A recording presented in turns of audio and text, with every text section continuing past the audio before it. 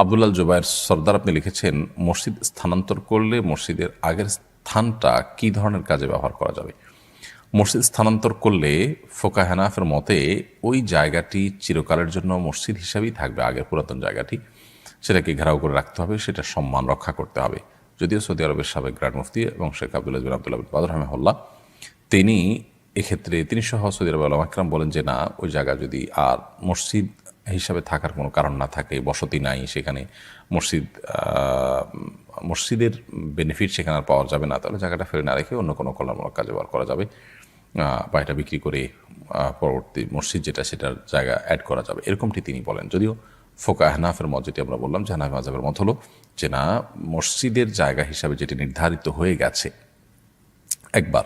অক্ষ করে দেওয়া হয়েছে, সেই জায়গা যদি পরিবর্তন হয় কোনো কারণে, সেটা পাশে অন্য জায়গা বড় জায়গা নিয়ে করতে হয়, এখানে আর জায়গা বড় করার সুযোগ নেই, তাহলে সেক্ষেত্রে এই জায়গাটি চিরকাল মসজিদ হিসাবেই থাকতে হবে। আর না হলে এক্সটেনশন করা গেলে এখান থেকে এক্সটেনশন করবেন, এটাকে অন্য কোনো কাজে ব্যবহার করবেন না।